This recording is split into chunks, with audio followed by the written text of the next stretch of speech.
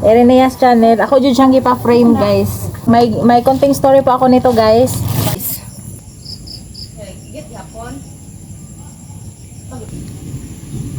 Galing po dito, ang nagastos po sa kalahati ng bahay na ito ay galing dito, guys. Kaya, ito po yung dahilan kung bakit pinapa-frame ko talaga siya, guys. Kasi i-display ko siya sa loob ng bahay.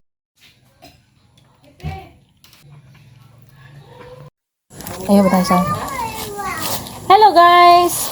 Mag-unbox po tayo ngayon sa ating portrait na ginawa ng aking kaibigan, guys. Ito po yung portrait ko. Ang laki. I-unbox po natin, guys, kasi hindi pa ako nakakita nito. Sa picture ko lang siya nakita. Pagmumukha ko lang to. Hala. Charan! Surprise! Sila yun. Ket! Nepan! Hagluka ko na. Ay! Nice kayo siya. Ano na, guys? Dara nga to ang channel nga gipabuhat na ko, guys. Irenea's channel. Ako dyan siyang gipa-frame, guys. Nakoy gamay nga story ani. May konting story po ako nito, guys.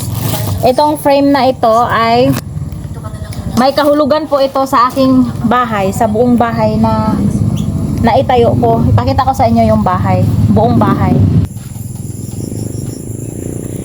Yan po yung aking napundar, guys.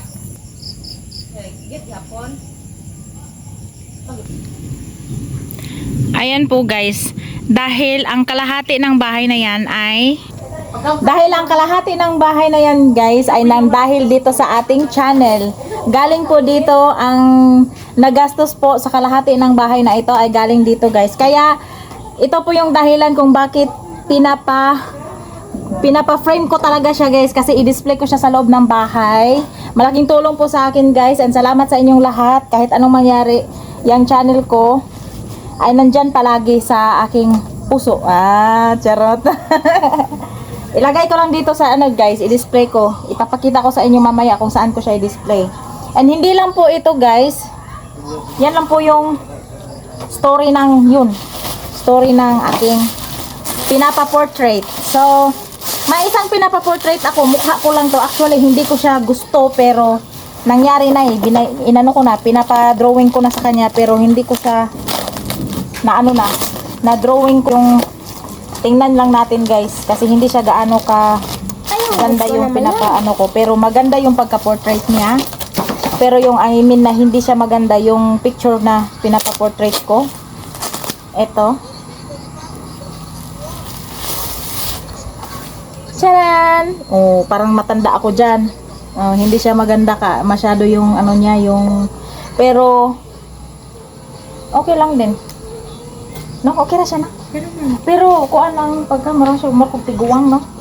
Nadulay sa kayo. Markog tiguang. Dapat colored ito, no? Dili man siya colored portrait. Handmade ito ng kaibigan ko, guys. Handmade niya. Magaling siya mag-drawing.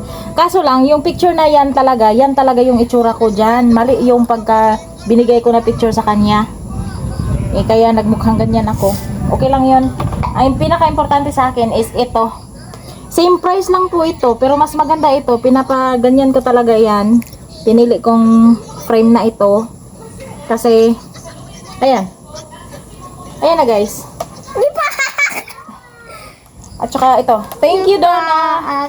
Tapos, wala ko naka-video. Hindi ako nakapag-video kanina sa habang tinanggap ko siya. Kasi, nagmamadali kami. Ayan po yung kinuha namin, guys. Ina-unboxing ko itong portrait ng aking kaibigan. Kung gusto nyo pong kung gusto nyo magpapa-portrait sa kanya, i-contact nyo lang po siya sa Facebook niya, Donna Fe Palye.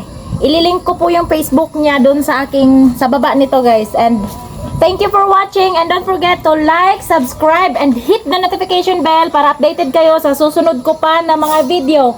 Thank you, guys! Thank you for watching!